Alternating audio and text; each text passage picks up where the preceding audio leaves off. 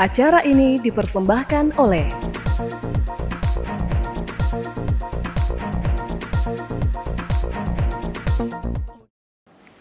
Halo pemirsa Unhas TV, jumpa lagi bersama saya Zahra Sabito Suceng dalam Unhas Daily. Dalam beberapa menit ke depan kami akan menyajikan berita-berita teraktual hanya untuk Anda.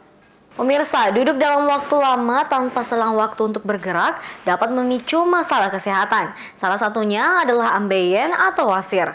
Bagaimanakah proses terjadinya? Berikut liputan selengkapnya untuk Anda. Seiring dengan perkembangan zaman, gaya hidup modern menuntut banyak orang untuk beraktivitas di depan komputer, menghabiskan waktu untuk duduk dalam jangka waktu yang panjang. Mungkin terkesan sepele, tetapi kebiasaan ini ternyata berdampak pada kesehatan, khususnya ambeien. Dokter spesialis bedah digestif, Dr. Ronald Erasio Lusiko, SPB KBD, mengungkapkan bahwa kebiasaan duduk lama tanpa bergerak meningkatkan tekanan pada pembuluh darah di sekitar anus. Hal ini terjadi karena berkurangnya aliran darah sekitar area tersebut. Jadi kalau orang duduk terlalu lama, kurang banyak bergerak, yang terjadi adalah kita istilahnya pooling of the blood. Terjadi pengumpulan darah itu pada bagian yang terendah dari tubuh. Nah, bagian terendah dari tubuh pada saat kita duduk itu adalah berada di daerah sekitar anus, rektum, ya, dan sekitarnya. Terjadi pengumpulan pembuluh darah darah di daerah tersebut. Jadi pembuluh-pembuluh darah pada daerah anus dan rektum itu mengalami pelebaran atau kita sebut dalam bahasa medis dilatasi. Nah, kalau itu terjadi, kemudian disertai dengan makan yang kurang banyak serat sehingga BAB-nya keras, sehingga ketika mengedan yang terjadi adalah proses mempercepat terjadinya proses ambeien. Bagi orang-orang yang kerap menghabiskan waktu di kursi, Dr. Ronald merekomendasikan agar meluangkan waktu untuk berdiri, berjalan, atau melakukan gerakan sederhana setiap 1 jam. Ini akan membantu mengurangi risiko terjadinya ambeien dan membantu melancarkan aliran darah ke seluruh tubuh. Menyadari risiko ini, Dr. Ronald menyarankan untuk mengatur waktu istirahat, bergerak, dan menjaga posisi tubuh ketika duduk agar tetap tegak. Kesadaran akan hal ini sangatlah penting agar kita dapat menghindari dampak buruk seperti ambeien yang dapat menimbulkan ketidaknyamanan dan rasa nyeri. Feni Septiani Samuel, Unhas TV. Pemirsa, trauma gigi menjadi salah satu masalah kesehatan gigi dan mulut yang sering terjadi akibat kecelakaan atau benturan keras. Kondisi ini dapat berdampak serius jika tidak ditangani dengan cepat dan tepat. Trauma gigi tidak hanya memengaruhi estetika, tetapi juga kesehatan mulut secara keseluruhan. Trauma gigi dapat terjadi pada siapa saja dan kapan saja, baik akibat jatuh, kecelakaan kendaraan, olahraga, maupun aktivitas sehari-hari. Benturan keras pada gigi dapat menyebabkan berbagai kondisi seperti retak, patah, atau bahkan gigi tanggal dari gusi.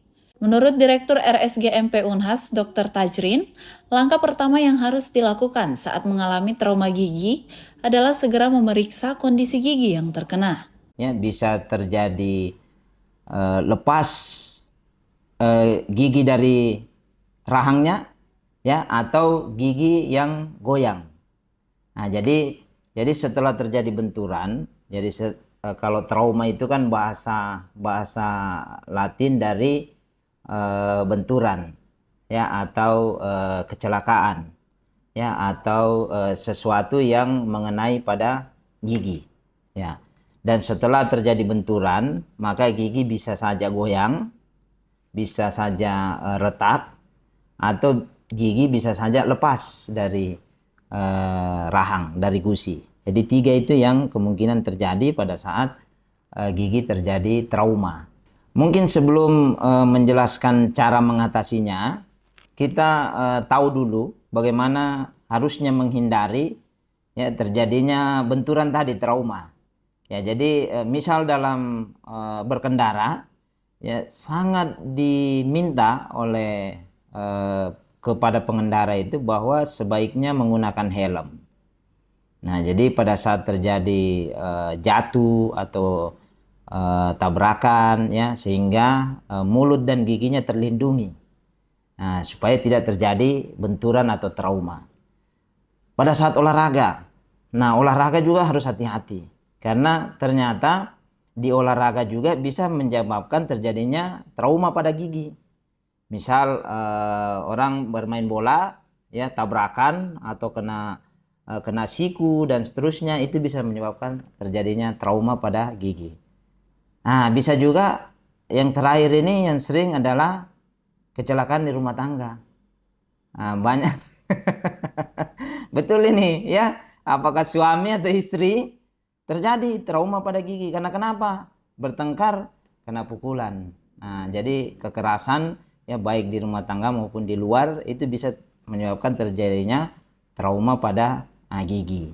Dr. Tajrin pun menegaskan, penanganan yang cepat sangat penting terutama dalam 30 menit pertama setelah trauma terjadi. Jika tidak segera ditangani, risiko komplikasi seperti infeksi, kerusakan permanen atau kehilangan gigi menjadi semakin besar. Nah, cara mengatasi apabila terjadi trauma ini yang masyarakat harus tahu. Kalau giginya lepas, ya, kalau gigi lepas, sebaiknya gigi harus dicari. Jadi jangan dibiarkan hilang. Jadi gigi itu kalau lepas dari gusi, kan dia bisa utuh, dia bisa hancur, tergantung kerasnya benturan. Tapi hampir 70% masyarakat ya yang terjadi kecelakaan giginya tetap utuh. Nah, ternyata itu dalam perkembangan ilmu kedokteran gigi kita bisa pasang kembali. Jadi si gigi yang lepas itu kalau misalnya pasiennya masih sadar ya, cari giginya. Atau kita yang menolong. Cari giginya orang yang terjadi kecelakaan, cari, dapat ya, lalu kita rendam ya, bisa rendam pakai air susu ya, atau air biasa, atau kalau orangnya sadar cuci bersih lalu masukkan ke dalam mulut sambil menuju ke rumah sakit. Nah, nanti di rumah sakit bisa dipasang dan difiksasi, kalau bahasa kedokteran giginya adalah diikat sehingga giginya bisa tumbuh kembali. Nah, itu buat yang lepas. Nah, kalau yang retak, ya, kalau gigi setelah terjadi benturan akibat apa saja, maka gigi yang retak itu bisa ditambal kembali atau bisa dibungkus. Ya, ada namanya jaket. Misalnya retak dan dia sudah retaknya parah, maka kita bisa membungkus gigi tersebut. Nah, itu kalau yang retak. Bagaimana dengan yang goyang tadi? Yang di dalam mulut setelah terjadinya benturan, dia goyang. Itu bisa kita lakukan terapi dengan cara mengikat. Jadi ada teknik tersendiri, ya, ada tali tersendiri, kawat tersendiri yang digunakan untuk mengikat gigi tersebut sehingga dia bisa pulih kembali dan kuat kembali di tulang. Trauma gigi merupakan kondisi darurat yang membutuhkan penanganan segera untuk mencegah komplikasi lebih lanjut. Karena itu, Dr. Tajrin menghimbau agar masyarakat lebih berhati-hati dalam beraktivitas dan segera berkonsultasi dengan dokter gigi jika mengalami benturan pada gigi. Andrea Ririn Karina, Muhammad Saiful, Unas TV. Pneumonia menjadi salah satu penyakit infeksi yang kerap menyerang anak-anak, menjadi ancaman serius jika tidak segera ditangani. Dokter mengingatkan kewaspadaan orang tua terhadap gejala awal menjadi kunci untuk mencegah komplikasi berbahaya. Lalu, apa saja yang perlu diperhatikan dalam menangani kasus pneumonia pada anak? Simak berita selengkapnya untuk Anda. Pneumonia adalah salah satu penyakit berbahaya yang sering menyerang anak-anak. Penyakit ini umumnya ditandai dengan gejala batuk berkepanjangan, sesak napas, dan demam. Meski tampak seperti penyakit biasa, jika tidak ditangani dengan cepat dan tepat, pneumonia dapat berujung pada kematian. Oleh karena itu, setiap orang tua perlu memahami bahaya pneumonia pada anak-anak. Diketahui bahwa pneumonia pada anak dapat disebabkan oleh berbagai faktor, termasuk virus, bakteri, dan jamur. Mikroba yang paling sering memicu penyakit ini adalah bakteri Streptococcus pneumoniae dan Mycoplasma pneumoniae. Sebagai organ utama untuk pertukaran oksigen, paru-paru memiliki peran yang sangat penting. Ketika fungsi paru-paru terganggu, seluruh kerja organ tubuh dapat ikut terdampak. Salah satu akibatnya adalah hipoksia, yaitu kondisi di mana tubuh kekurangan oksigen. Anak-anak memiliki tubuh yang lebih rentan dibandingkan orang dewasa, sehingga mereka lebih mudah terkena penyakit termasuk pneumonia. Selain itu, kondisi bawaan sejak lahir atau sistem imun yang rendah juga dapat meningkatkan risiko anak terserang penyakit ini. Menurut dokter spesialis paru Dr. Hasan Nyambe, pneumonia memiliki gejala awal yang biasa seperti batuk, sesak nafas, dan demam. Pneumonia itu adalah istilah umum untuk infeksi karena mikroorganisme yang terjadi pada paru. Itu namanya pneumonia. Ya. Jadi gejala yang bisa kita kenali dari awal ya salah satu yang paling cepat yang bisa kita lihat itu adalah batuk. Ya, meskipun seluruh kelainan yang terjadi pada paru, entah itu infeksi ataupun dalam bentuk iritasi, itu juga gejalanya adalah batuk. Tapi kalau kita sudah ada pada tahap batuk, ya setidaknya kita harus mengenali pola batuknya, ya misalnya karena didahului atau bersamaan dengan tanda yang lain, ada demam, ya atau mungkin ada batuknya disertai dengan dahak, perubahan warna, itu sebaiknya memeriksakan diri. Karena itu istilahnya sudah BBB, bukan batuk biasa. Untuk anak yang mengalami pneumonia diperlukan penanganan segera agar komplikasi serius dapat dicegah. Orang tua disarankan untuk segera membawa anak ke dokter apabila gejala seperti batuk lama, sesak nafas, dan demam mulai terlihat, agar penanganan medis dapat dilakukan secepat mungkin. Dr. Hasan mengimbau agar segera membawa anak ke dokter jika mendapati gejala tersebut. Hal tersebut dinilainya sangat penting untuk mencegah terjadinya komplikasi penyakit. Rahmatia Muhammad Syeful, Unhas TV. Dalam KTT Iklim COP29 di Baku, Azerbaijan, pemerintah Indonesia mempromosikan perdagangan karbon untuk merespon perubahan iklim. Pemerintah mengklaim cara ini efektif dan diminati negara-negara lain. Namun upaya ini dipertanyakan pengamat dan aktivis lingkungan. Simak laporan jurnalis VOA Rio Tuasikal berikut ini. Dalam KTT Iklim COP29 yang berjalan selama 2 pekan di Baku, Azerbaijan, perdagangan karbon menjadi salah satu fokus Indonesia.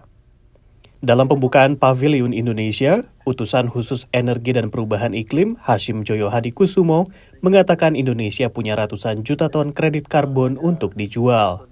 We also have verified 577 million tons of carbon that we want to present to the world. And the government, under the leadership of the Minister of Environment, Pak Hanif, is finalizing the assessment of a further 600 million tons of carbon, which we expect to offer to the world within the next few months.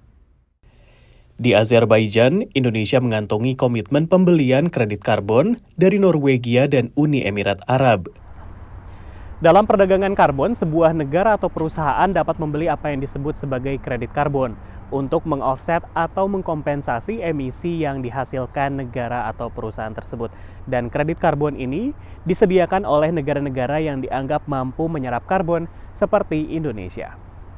Pemerintah Indonesia melihat perdagangan karbon sebagai salah satu cara untuk mencapai target pengurangan emisi. Namun perdagangan karbon tidak lepas dari kritik. Organisasi lingkungan WALHI menilai perdagangan karbon tidak mengatasi sumber masalah. Metode itu efektif untuk mengurangi emisi gas rumah kaca atau tidak? Gitu. Secara prinsipil, metode perdagangan karbon ini tidak akan efektif mengurangi emisi gas rumah kaca karena masih emiter masih mengeluarkan emisinya dari sumbernya.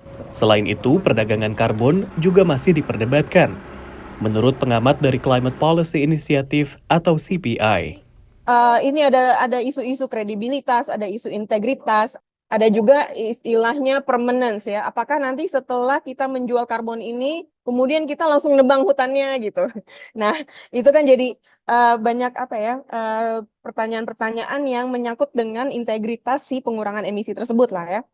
Untuk membangun sistem yang baik, pemerintah mengatakan akan fokus pada transparansi, penghitungan pelaporan dan verifikasi atau MRV, dan menghindari hitung ganda. So by addressing these elements comprehensively, carbon unit can achieve high credibility, contributing effectively to climate mitigation goals. Namun pengamat mengingatkan, perdagangan karbon harus tetap diikuti pengurangan emisi yang sesungguhnya. kalau hanya membeli carbon credits, kan mereka tetap beremisi nih. Cuman misalnya mereka beremisi 1 ton, beli 1 ton kredit dari Indonesia. 1 ton lagi beli 1 ton kredit dari Indonesia. Ya kapan mereka mengurangi emisi kan? Mereka tetap beremisi terus. Sementara COP29 sendiri ditutup dengan komitmen negara-negara kaya yang akhirnya menyetujui pembiayaan 300 miliar dolar AS bagi negara-negara berkembang. Namun angka ini dianggap terlalu kecil dibandingkan perkiraan sejumlah pengamat yang menaksir 1,3 triliun dolar per tahun.